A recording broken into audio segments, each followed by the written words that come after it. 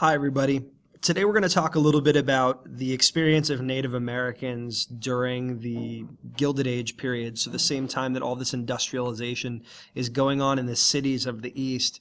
We're going to be looking at a steady westward push, not only as settlers move westward and agriculture moves westward, but also as Native Americans are continuously pushed westward. And once they're pushed all the way to the West Coast, the main question becomes, what do we do about the quote-unquote Indian problem, as many American politicians called it? What is the solution going to be long-term to deal with the fact that we've got these indigenous tribes that are living in our midst, and we've now stretched all the way to the West Coast? What are we going to do with them? And so the answer to the Indian problem during this time period becomes assimilation. You'll remember the word assimilation came into play when we were talking about immigrant groups coming to the United States and choosing to adapt to the American culture by shedding their old foreign characteristics of their previous cultures. Well, in the case of Indians, it's going to be quite different because they're not going to, in many cases, choose this assimilation. They're going to be forced into it. And so we're going to tell the story today about the forced assimilation of Native Americans by looking at a couple of key laws and trends in policy towards Native Americans. First, let's start by talking about the Native American tribes that were present in the midsection of the country and who were being pushed further west. So we're going to talk primarily about the Sioux and the Cheyenne tribes. And we'll talk a little bit about the experience that they had, and that'll help you to understand why it was so difficult for them when they were forced to give up their ways and to adapt to these new standards of living. So as we move west, we find that the people who are going to suffer most, obviously, are going to be Native Americans. A lot of them had been pushed from the East Coast to the midsection of the country, and now they're going to be pushed again to the west. Remember that about 80 to 85% of the original population of Native Americans had died off from disease. But once you get into the American plains, into the Dakotas and places like that, you're going to find that these are not Indians that tend to settle down in one place and to farm, but these are hunting and nomadic tribes. They're not going to be as easily adapted to the white ways. And so you're going to see more resistance from them than some of the other tribes. They're not likely to be pushed further west or away from their homelands, especially their hunting lands. And so we're going to see the Sioux and the Cheyenne tend to fight back more aggressively than some of the other tribes. They're aggressive against Union troops that are trying to push them back, but they also get aggressive towards each other. The Cheyenne and the Sioux are both nomadic, and they basically follow the buffalo herd for survival. Remember that in their culture, it's really important that nothing goes to waste. So they're using the buffalo for their food source. They're using the buffalo for their clothing. They're using the skins from buffalo to set up their teepees, which are temporary houses that they live in on the plains. And then they can easily pack up and move to the next place that the buffalo herd goes. But the government continues to push them back. They make treaties with them. They tell them this is the last time they're going to move. And then they continue to push them back again and again. So these tribes really have very little trust for the federal government. They've been burned way too many times, and they don't trust any of the new promises that are being made to them. And so because they are resistant and because they're not willing to move again, the federal government takes some pretty aggressive actions to try to move them or to force them off their land. The first thing they do is they actually go after the buffalo as a way to cut off the lifeblood of the Native American tribes living there. They're cutting off their food supply. So they actually hire buffalo soldiers or buffalo hunters to go out and kill off the buffalo, not for food and not even really for any useful reason, but sort of as a kind of a sick sport. But also, if they kill off the buffalo herds, then these nomadic tribes will have no reason to keep hunting and to keep moving around with the buffalo herds. They'll be able to stay in one spot and settle down and become farmers. It gets so bad that the buffalo actually are on the brink of extinction. And it's only later on in the early 1900s that we start experimenting with the ideas of environmental conservation and the concept of endangered species and all that. But the buffalo are pretty much killed off to try to stop the tribes from living their nomadic ways. And it's really sad because it's really almost culturally insensitive in the way that they're doing it, because they're killing these buffalo and they're just leaving their carcasses out in the fields to rot. So it's a complete waste of resources, and it angers and infuriates the tribes. At the same time, they're also hunting them because these new railroads are going through this land, and buffalo herds are getting in the ways of the tracks and not allowing the trains to run on time. So they're also killing off buffalo that get in the way of the new railroad. So I think that covers a lot of the significance of this first part. We're going to talk now about the new plan that the government put in place to try to deal with the quote-unquote Indian problem, which is to establish Indian reservations. And so what I want you to do is to pause the video for a second here, and I want you to read the handout that you got from class called The Reservation System. It's only a page and a half. Just read and highlight that, or just read and mark it up quickly so that you get a sense of what reservations are about. And then I will give you some more information. Okay, so as you read, when we think of reservation systems or Indian reservations today, we tend to think of them as places where Indian culture can be practiced and preserved.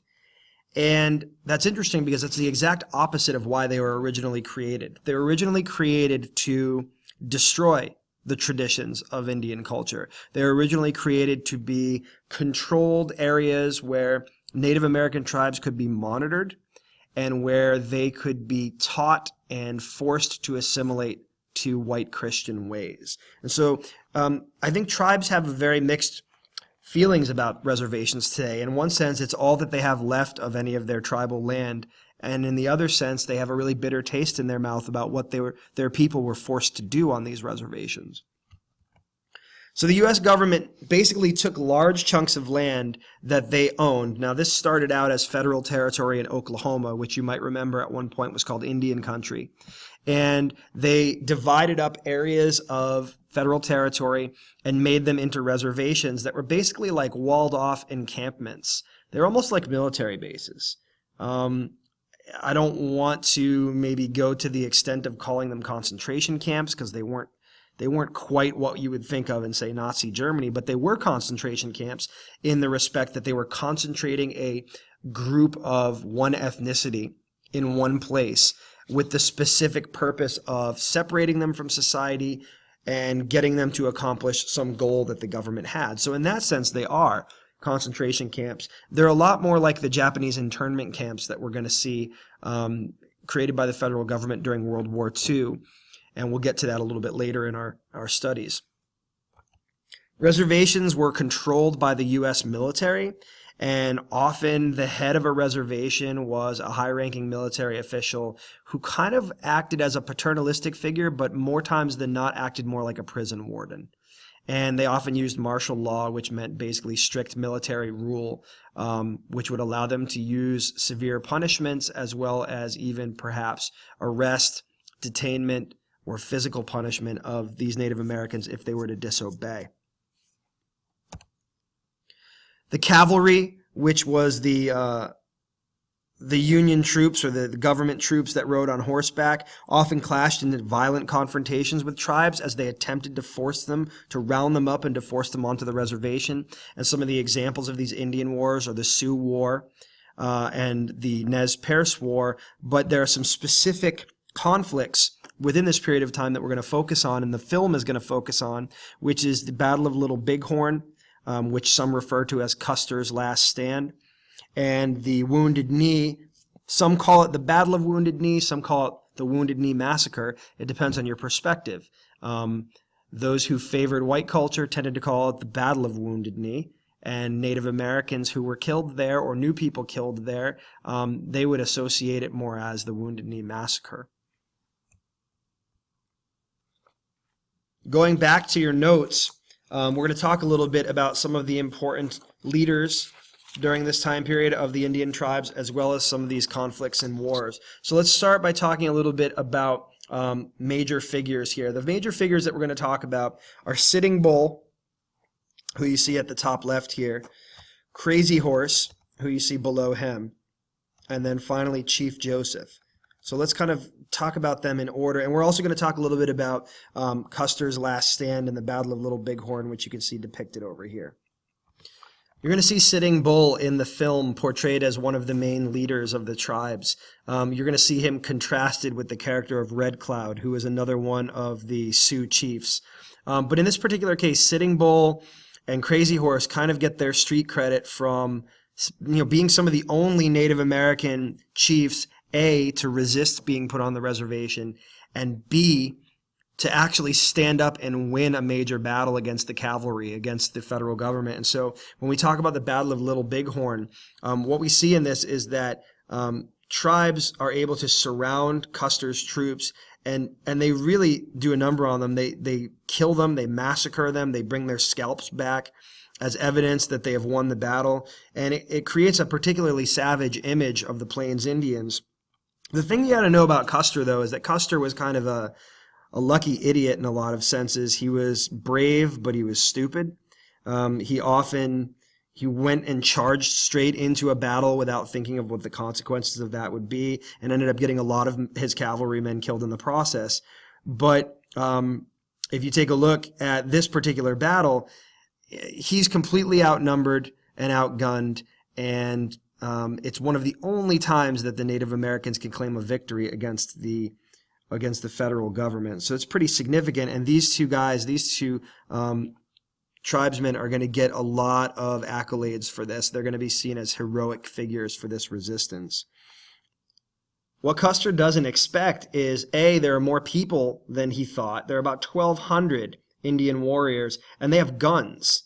So he's not really expecting this. They actually have the technology, and he's outnumbered by about 4-1. And so Custer and all of the men in his cavalry end up dying as a result of this.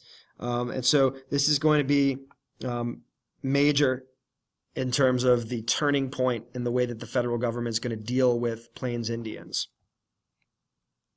Chief Joseph is another leader that you need to know about. He's the leader of the Nez Perce tribe. They're in the Oregon Territory. He also leads rebellions and at one point tried to escape across the Canadian border to flee the Union Army, but he never got that far. He ends up getting captured, and he realizes that everybody in his tribe is in grave danger, and so he ends up surrendering peacefully. And there's some sort of an interpretation of his quote. When he surrenders, he says something like, "I will fight no more forever." And then he's captured and sent to Kansas, where he lives on a reservation for another 25 years. And he actually gets a pardon from President Teddy Roosevelt, and his people unfortunately never get back to their native land. A lot of them die from diseases while they're on the reservation. And then about a generation later, a lot of them will be allowed to go back to Idaho, where they were originally settled, but for most of them, it's too late at that point.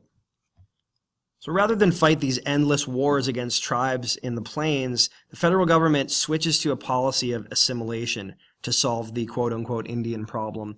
And they thought the only way to really deal with the problem was to make native tribes behave in white ways. The three main tools that they're going to use to accomplish this are to convert natives to Christianity, to place their children into boarding schools where they can teach them white ways, and then to establish reservations where they can teach the adults how to farm and how to give up their old native habits. One of the symbols of this era of assimilation is the Carlisle School. And here you can see in this photograph, this is one of the classes at Carlisle. You can see that they wear school uniforms. The boys have their hair cut short. The girls wear dresses. They do arithmetic. They do reading. They recite the pledge. They do prayer. You can see on the back wall there's a picture of George Washington as well as some other people and leaders. So this is a very American white style school that native kids are being exposed to for the first time. Carlisle is started by an Army lieutenant named Richard Henry Pratt in 1879, and it's going to exist until 1918. Obviously, the agenda here was to make Native Americans more like their white counterparts. They would learn either industrial skills to work in factories, or they would learn agricultural skills to become farmers. Obviously, learning English was a big part of the curriculum, as well as Christian values and Christian prayer.